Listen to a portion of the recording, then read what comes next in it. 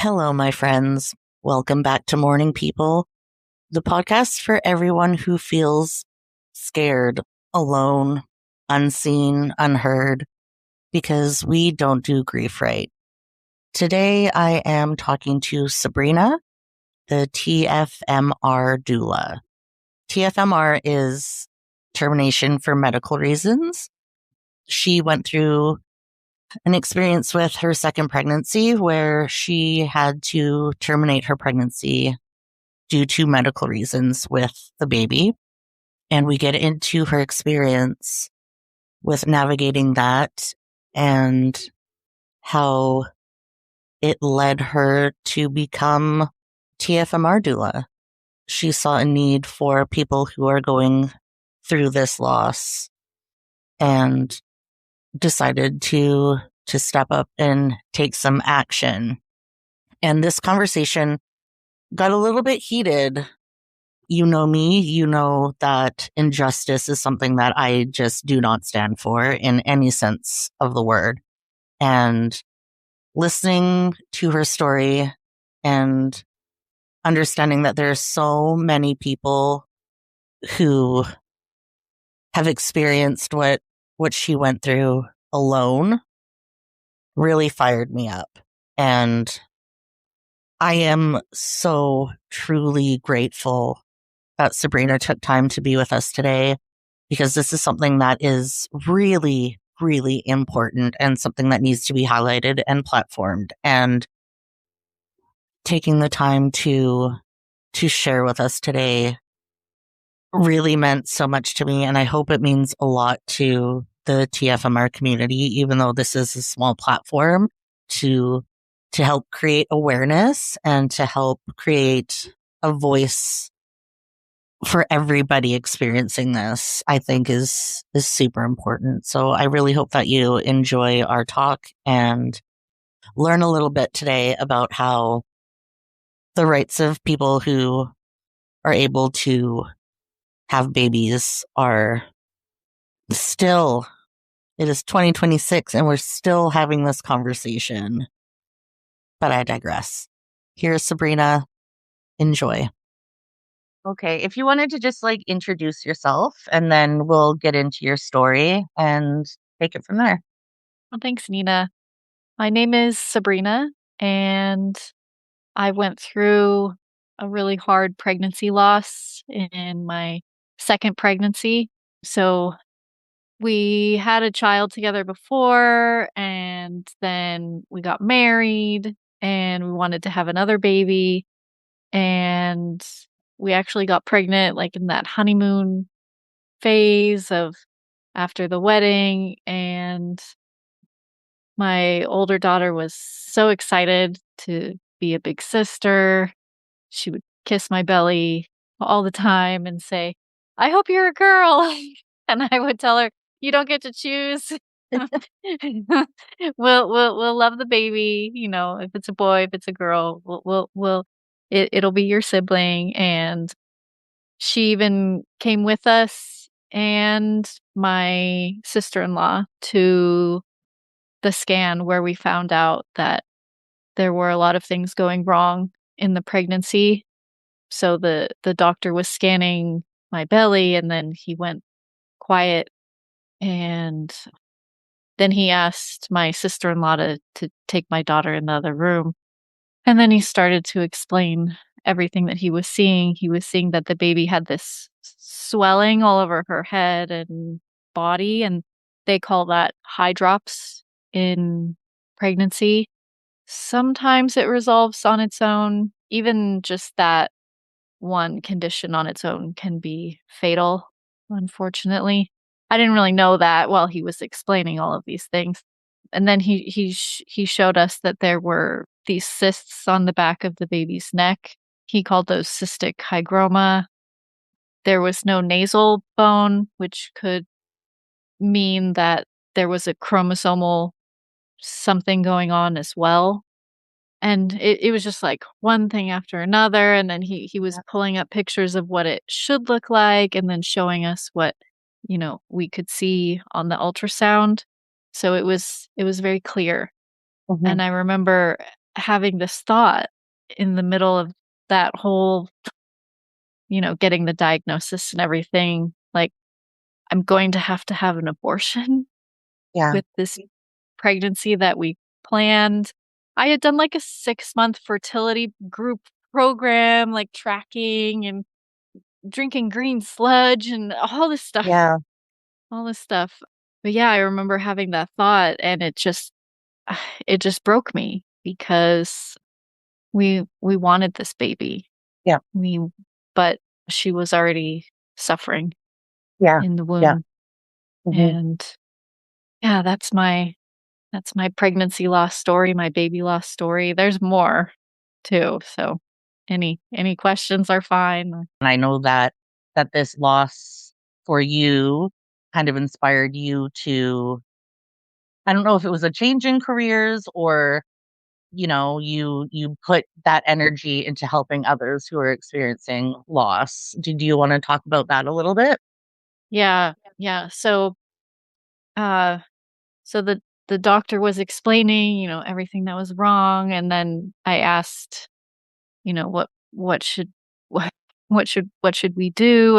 And he brought it up very gently, like many people do decide to interrupt the pregnancy. That's the way he put it. Mhm. But then he said, "But if you're gonna make that choice, you need to make it right now." Oh my Like, we had, gosh. like, a week. We had less than Really? 7 days, and he said it couldn't happen in this state, you would have to go to the next state over. So I live in Mexico. We live Okay. in the state of Morelos, which is next to the Mexico City, like, capital state, kinda like a DC area, and in that state area of the country, you can have a termination, like, no questions asked through 14 weeks. So he was kind of assuming that we would go into Mexico City and have it done there, and then I asked, "Well, if I could have it done here in Morelos, what would that look like?" And he said, "Well, I would bring it to," because he also works at a hospital. He has a private clinic, and then he also works at a hospital. He said, "I would bring it to the hospital, and it would go through a ethics committee." And just hearing those words, I was like, "No, no." That is unbelievable. I am so sorry about that. Another thing is I am like an advocate in pretty much any sense of the word. And, we're seeing a lot of political discourse on women's bodies and the right to choose. And, even though you wanted this pregnancy and this baby with absolutely no say in how that pregnancy was carried and Mhm, what happened during that pregnancy, you didn't choose for your baby to get sick, right? To have to bring that to an ethics committee is absolutely outrageous, and it just adds another layer of trauma mm, to somebody who's already in so much pain, mhm. losing something they wanted so badly, right? Like this wasn't an ethical decision. Do you know what I mean? This was a medical decision, and I am so sorry that happened. Thank you. Yeah, and I didn't even know that, like, this was a thing. I mean, I'd heard, of course, Mhm. like, "Oh, well, sometimes people get a amniocentesis, and then they find out something's wrong, and then they have to have an abortion." Yep. I guess that happens, like, rarely, almost never. It's actually way, way more common, but the the way I was treated in the abortion clinic also was, I mean, they took care of my body. They Mhm. were fine doctors, fine nurses, but, like, every time I was crying, every time I was trying to explain, like, "No, this baby was wanted," they, like, took me in a little room, and then they said, "Is somebody forcing you to" like, oh my gosh, I'm trying to explain, "Treat me like a grieving mother." Yes. That's the only thing I'm trying to get from you all here. Yeah. Yeah. Yep. And instead you're saying, so it's like, yeah, coming at me from here, from there, ethics committee, time limits, somebody thinking I'm being forced into it, it was like, that's not the experience that I'm having. Mhm. everybody's trying to put me into this other little box of like, Yeah. this is a lifestyle abortion, which has its own psychological care and emotional care that it needs. But Mm. this care, I needed baby loss care. I Yeah. needed pregnancy loss care. I needed grief informed care.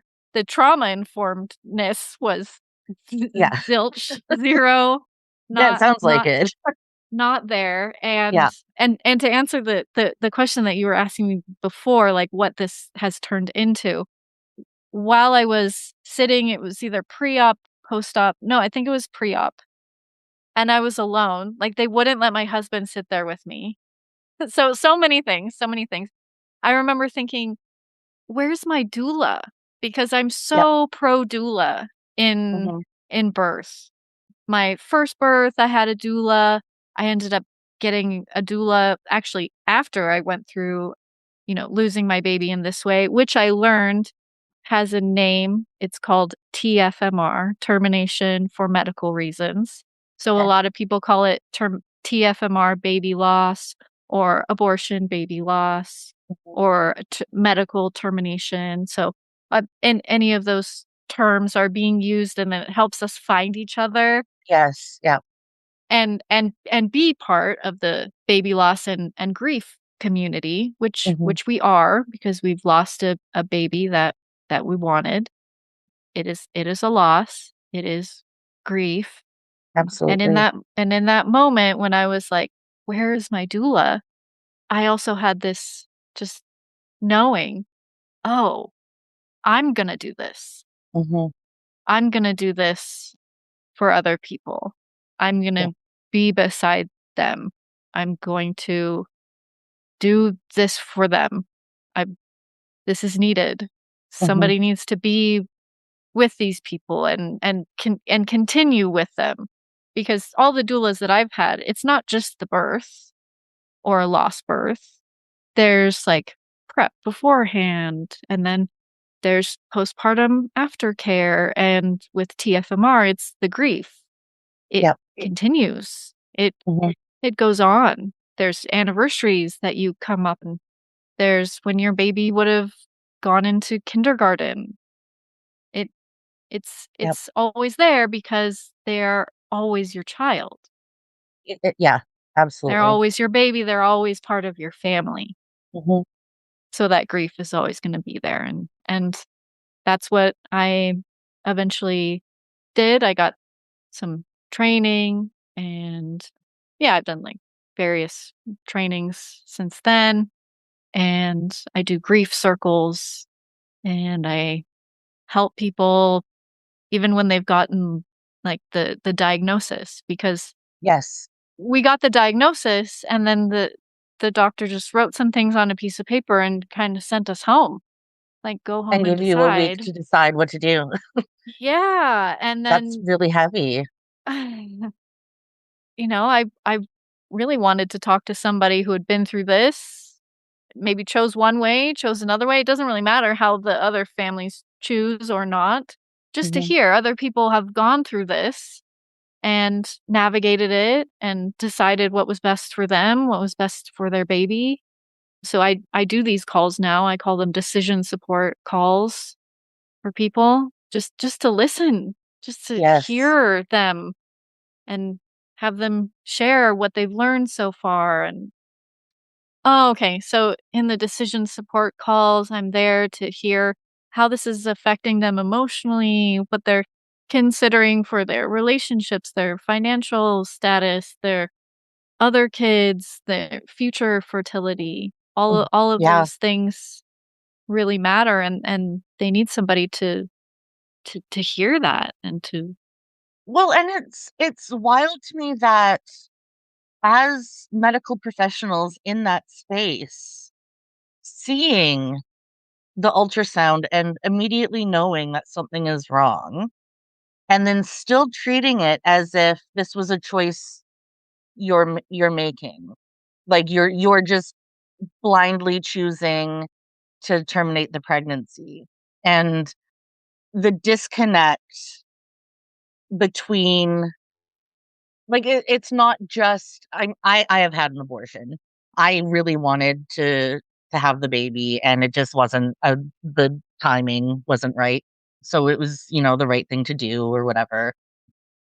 And I feel like I received more compassion and more care from the nurses that were helping me through it than you did for, like, you lost a child. Do you know what I mean?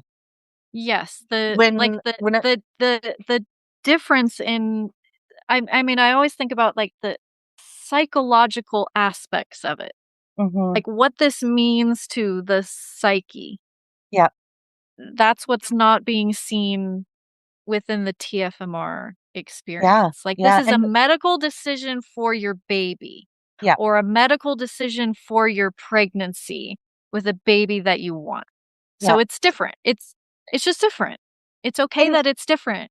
It's so okay absolutely. that it's different, and I think what you're mentioning is, like, the destigmatizing of abortion, Yes, I think yes, it's yes, swung so far yeah, that the medical professionals are just like, "Oh, whatever you want," yeah, yeah, and yeah, then just, "Yeah, whatever yep, you want," and yeah, then just kinda, like, leave you in the lurch, and it's like, mm, "Wait a minute, I need some help yeah. here." No matter why you are getting an abortion, there should be compassion and there should be care. However, it is really shocking for me to hear that women who are making this choice because they really don't have a medical way out of it are being treated with such uh Blasé. yeah, yeah, like, okay, yeah, that's your choice, okay, bye.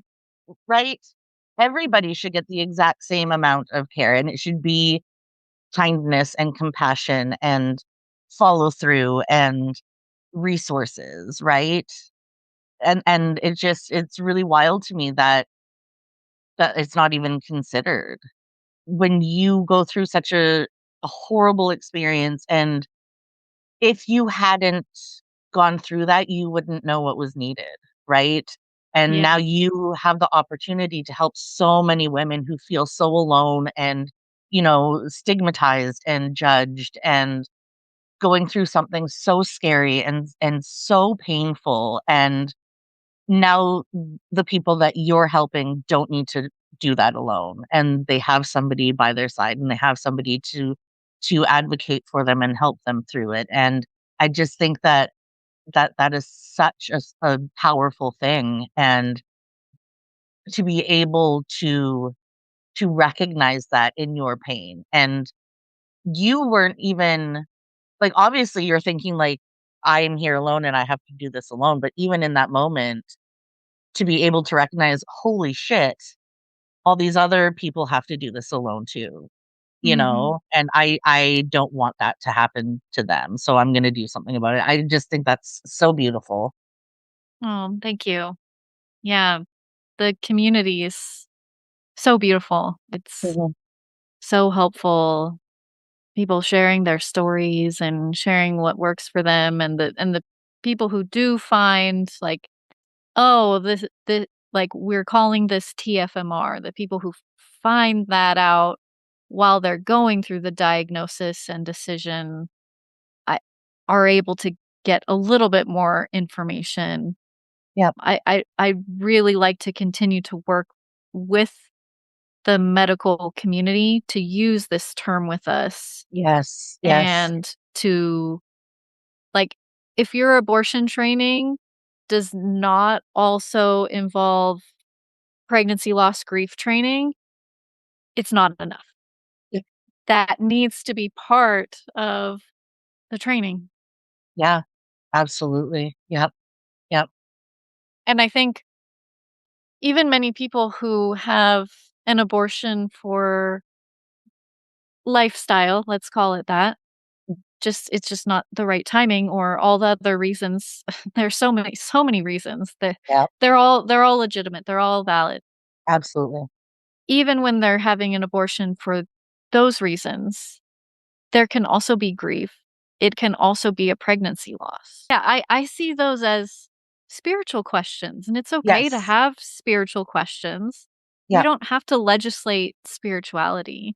And Mhm. it's also okay to have an emotional connection to your pregnancy, Yeah, yeah, yep. no And matter it's the outcome. and it's And I think okay that not that's to. that's what's been like the de and not, yeah, that but that's what's been like the like let's destigmatize. It's also let's de-emotionalize. Yes. Yeah, yeah, Why? There's yeah. nothing wrong with emotions. There's nothing wrong with feeling grief, even if you know it was the right decision. Mhm. Yeah. Actually, the grief can come from it being the right decision. Yes. You know, I grieve because I had to do this. Mhm. Mhm. Yep. I grieve because I wanted this baby. Yeah. I grieve the care that I didn't receive throughout Yes. my termination. Yeah. Yeah. And it's okay to have these spiritual questions. I think that Mhm. that's well, we live in a patriarchal society. So the patriarchy, the colonialists, the capitalists, they they want to decide away all of those things for us. Mhm. You can't decide away emotions and emotional family connections. Yes. Yes. You can try. I mean, they're trying to with Mhm. their legal restrictions. But what I've seen is that it's just causing like literal clinical PTSD Yes. in these families, in the women, in the people who are going through these procedures in such a stigmatized way, having to go to another state. Just that.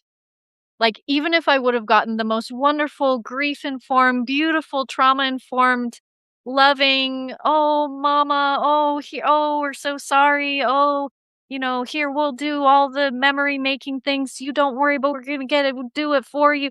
Even if I would have had that, I still had to go across state lines. Yeah. And Mhm. I even see this even in people in the community who they're able to go to the hospital across the road, let's say, in their state, in their country. They can just go wherever they need to go. They're still part of this community, and this is happening to their sisters of circumstance, the Mhm. families that are going through the same thing. So we feel that. It's a collective trauma. It's Yeah. a collective pushing down on families and the women who are choosing. So even if you got, like, really good care, which everyone should, Everyone everyone should. should, Yes. and I look to those stories and I look to those places and I say, "See, it can be done, and it's actually Mhm. not that hard. It's just I'm sorry for your loss," and, Yeah. And the and thing that like, is that's like it. Like, it's not even that hard. there It's is not such even that hard. there's such a push to make it even harder, and I'm Canadian. I'm in Canada. You are in Mexico. I don't know if you're American in Yeah, general or originally from California, uh-huh. okay, okay. Mhm. So, thinking about if there were a woman, and I'm sure it's not really hypothetical, there are women who are going through what you experienced in America right now, and Mhm. they're probably so alone and so terrified and facing jail time, Yeah, awful. and to legislate that kind of experience and that kind of pain is absolutely absurd. And when you hear stories like this and listening to your story and listening to how devastating it was, and I'm sure as soon as the doctor asked your sister-in-law to take your daughter out of the room, you knew, right? And to make that experience so much more traumatic and harder to process, and harder to come to a conclusion, and forcing the person to carry that to term, Yeah. right? How much more traumatic is that too, right? So not only do you have to go through this alone because you have no resources and you have no trauma-informed doula at your side, who would probably also face jail time if they were helping you, Exactly. right? And it's just sorry, it really boggles my mind. I don't understand how And this is another reason why, like, I think it's so important to share stories like yours is it is not cut and dry, you know? Yeah, and I've come to see that this punishment, this torture is the point. They want Yes. people traumatized, like, in a hole, not reaching out, not healing, not sharing their stories, not advocating for this to change, for fear that they would, lose their job as an elementary school teacher, because that's a Yep. reality. Yep. Yep. And, I run a Facebook group. It's closed, so nobody, unless you're in it, you can't see who's in it. Mhm. But even still, there are people who are like, I can't I can't join over there." And that's so sad because if you have a regular miscarriage, you join a miscarriage Facebook group. If you have, stillbirth, you can join all these groups. Mhm. I've even had people join my paid, like, my bigger program, like grief circles, and, like, the first couple sessions, they don't turn their camera on, and that's, like, they're they're losing the heart connection. They're losing that Mhm. because of these laws, because of this fear. I don't fault them, and people can leave their camera on or off. That's not what I'm saying. But I'm just saying, you know, having someone witness your tear could be the healing that you really need, Yep. and that's being taken from them because there are so many layers to Yeah. it. So many layers. We definitely are hyper politicizing anything having to do with the uterus Yes. currently. Yes. Right? And death is political. Yeah. Yep. There are legal repercussions for different things, and, you Mm. know, even the death certificate, it's a legal form. Yeah. Yep. Just weird. It is. You just have to hide that pain to protect yourself is outrageous, you know? And I It's can't another trauma. imagine. It's a huge, it's like you have to Yeah. put on this armor. Yeah. Trauma on top of trauma instead Ugh. of being allowed to hold space for the loss, you know, when it seems to me that when it is a medical need to terminate a pregnancy, that is losing a child, you know? I can understand how that is losing a baby because, you know, you have the nursery going and, you know, you have plans and little outfits and, you know, a birth plan. If you're wanting an abortion for an unwanted pregnancy, to me that is a fetus, right? But if this is something that you wholeheartedly wanted and your house is set up for it and your other child is excited to be a big sister, that is a baby. And that is if you were to have birthed that child and it had gotten sick and it was on a ventilator and it was, you know, had all the tubes and you had to make the choice to end that medical care, you would have nurses crying on your shoulder and giving you hugs and doctors giving you condolences and, you know, people sending you gift baskets because you lost a baby. But because that baby is still inside of your body, now you're a bad guy and you have nobody in your corner. Mm, mm. Yep. It is very similar to the psychological process of having to take someone off of life support. Mhm. That's how a lot of us talk about it in the Yeah. community. Yeah. So it makes a lot of sense to think about it in that way. And then also see, well, then why aren't we getting care? There was someone in the community went through a TFMR, and then she got pregnant again and unfortunately had a early stillbirth, maybe 30 weeks or something like that. And she said, "I'm jealous of myself for how much care I'm getting through this baby loss compared to the nothing I got with my TFMR. That honestly, like, I'm tearing up. That is outrageous. That is so unfair.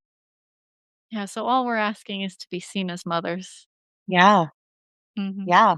Well, I see you as a mother.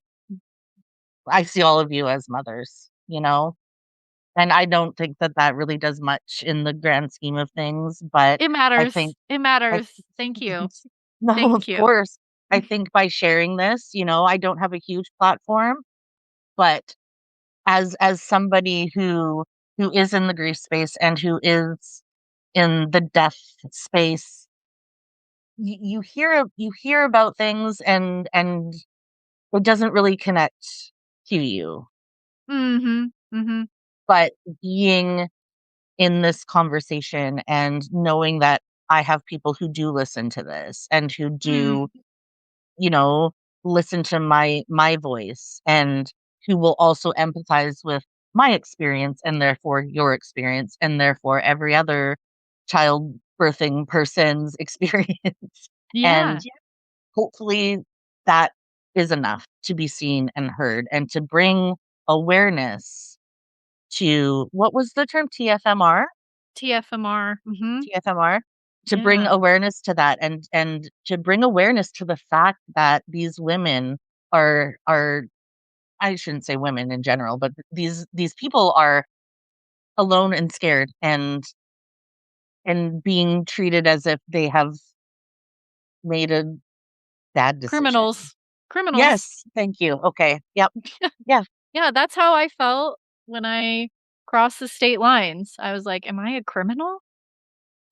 Like, what is this, the And 50s? and then I was like, What even is going on? This is a pregnancy loss. What?" I'm so Yeah, sorry. it breaks your brain, it breaks It your does. soul, it breaks your I don't know, I wanna Yeah. use mind too, your Yeah. Your body, your psyche, heart. I call it the double loss of TFMR because 'cause you're not only losing your baby, you're losing your autonomy, safety, a sense that respect. th that the state will protect you. That that that just flew out, I'm like, "That doesn't exist." But I Wow. really felt it in that moment, you Yep, know? yep. Of course, I kinda knew that, like you said, trailblazer, dynamo, I've had those thoughts even before, but really feeling it, really going through it. Mhm. Yeah. I had just so listeners are aware, me and Sabrina didn't really talk much about anything before we recorded this episode, and I honestly had no idea what we were gonna get into today, and I am so grateful for this time, and I'm so happy that you were able to join me today, and now I have another thing in my advocacy file to fight for, so Oh, thank you. yeah, Thank no, I you. think that this is really, really important, and I really, truly am so happy that you have brought this to light for me even. Again, you hear these stories and you understand that it's happening, but I didn't know that the community has made a name for it. Mm, I mhm, didn't know that mhm. that Right. communities were advocating for this. I had no idea. And having, a personal connection to it now, I feel lights a fire within me a little bit more to fight harder for women and their choices and their bodies. And that it just I keep thinking about when my grandpa, my mom's dad, passed away, and he had an aneurysm and he was on life support and he was in the ICU for a long time, and then they decided, like, it's time to take him off life support, and, you get to, like, sit around the bed and hold space, and, the nurses took such good care of my entire family. What is the difference? What's the difference? Yeah, where was that for me? Yeah, Mhm. where was that for you? Why was my husband forced to be in the other room? No, he should have been sitting there with me. When I asked if I could see the baby, no, like, they didn't let us do anything. I am so sorry. How long ago was this, if you don't mind me asking? That was in 2018. Wow. Yeah, and I think it's only been 3 or 4 years since they decriminalized abortion in the country of Mexico. But that hasn't changed the laws. No. That just means that have I wouldn't be thrown in jail now for doing it.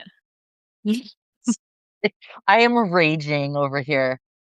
I really am honored to like help spread the word and fight with all of you. Thank you so much. It means so much. We have an awareness day now, TFMR Awareness Day. That's on May 4th every year. Okay. And just back to what you were saying about how, you know, I didn't even know it was called this. I had a reporter reach out to me, a journalist, and they were writing about abortion and they wanted to also mention TFMR, and they got some quotes for me, and I asked during the interview, I said, "Can you make sure to use the term TFMR in there?" And then when the article was published, they didn't use the word. So, like, you're wondering Serious? why you haven't heard it? I mean, I know that maybe that would have been, like, another line in their article, and maybe their editor, like, cut that line or But it but it's doesn't like, matter. Cut out something else and put TFMR in there, right? Because like the choice to do that is just silencing people more and diminishing that experience more instead of honoring it and calling it what it is, right? that's what we're pushing for, and Yeah. I know that it's a inadequate term, it's so much more, and maybe another term will arise, and if it does, I'll use that one too. Mhm. Yeah. But for now, this is the term that we're using. This is the term that connects us. This is the term that gets people into baby loss grief support. Mhm. This is the term that helps people find the community, that helps them find me, a grief doula, that helps them, break out of this silenced trauma Oh. layer. I'm an expat, not even like an immigrant into Mhm. Mexico, although I am.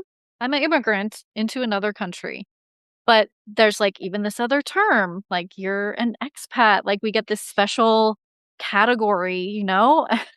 Yeah. And how was the care that I got through all of this, as shit as some parts of it were, but compared to someone who maybe didn't have access to get an ultrasound at the week that I did.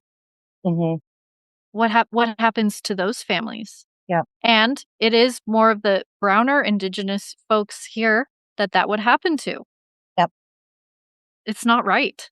Mhm. Well, and if you were trans, Yeah. what the hell would happen? Ugh. Oh, I can't even imagine.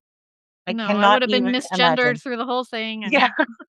and And it's just outrageous. Like my heart goes out to everybody who has to go through this. TFMR is at the intersection of all Mhm. of these different issues, gender Yeah. issues, trans issues, reproductive justice, family, the law, oppression, Yeah. everything, Yeah. everything. Yeah. It shines a light on so much, and it's like, "Oh, and I'm grieving my baby." Yeah. Like, and I wanna remember my baby, Mhm. But Like, you know let's what? come back to the heart. Let's come back I to the I heart, to the heart of all of it is that, like, we're humans grieving our children. yeah. Yeah. But you get to do this for her, you know? Yeah. And I think Like, what a way to honor her, Yeah. right? Yeah, and all the babies All the of babies. all the families who have, Mhm. you know, like I said, walked through my virtual doors, Yeah, yeah, and mhm. Yeah, it really, really is an honor because mhm, it's about them. yeah, yeah. Sabrina, I cannot thank you enough for being with me today. Thank you so much, Nina. This has been a wonderful conversation, and it Yeah, brought up so many very important things. we got heated, girl, It's and I love good. it. Yeah. And we have Good. to because other people cannot speak about Yes. it. So Yeah. we will. Yeah. Yeah. Well, like I said, I am now an ally. So every May 4th is TFMR Day and Okay, or good. Awareness Oh, Day. And we we can collab over on, Instagram. yeah, yeah, yeah, Mhm, yeah. That would be awesome. Okay, mhm. cool. Cool. Yep. Well, where can the people find you, my friend?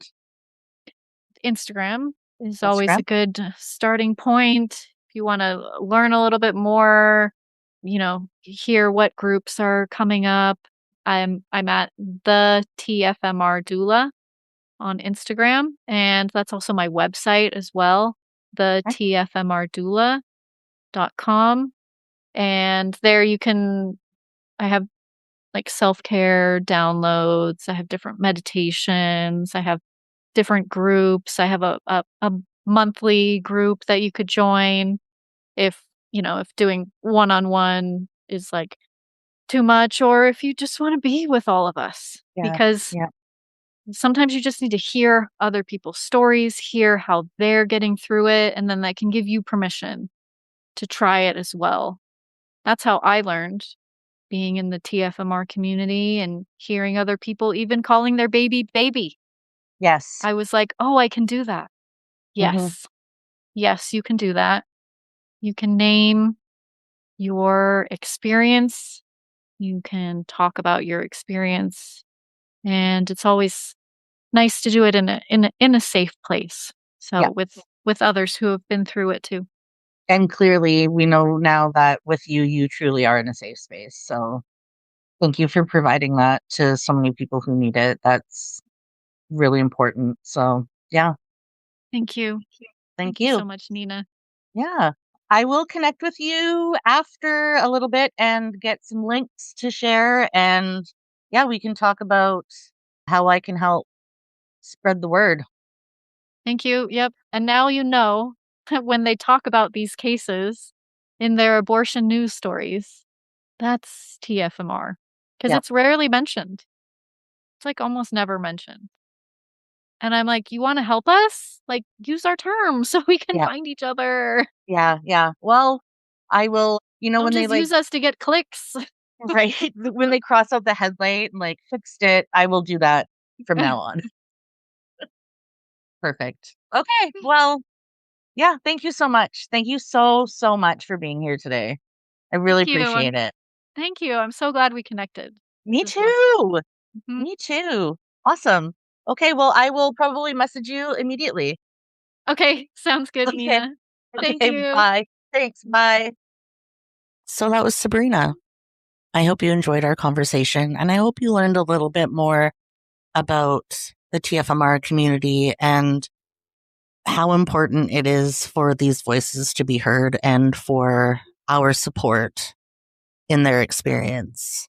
You can find Sabrina at the TFMR doula, www.thetfmrdoula.com. She is also on Instagram, I believe, under the TFMR doula. And yeah, don't forget, May 4th is TFMR Awareness Day, and I will be posting about that every year for the rest of my life. Thank you so much for being with us today. I hope you have a good day. I hope that this conversation sparks something in you to fight for something that you're passionate about, because at the end of the day, we need each other. Have a good day, my friends. Bye.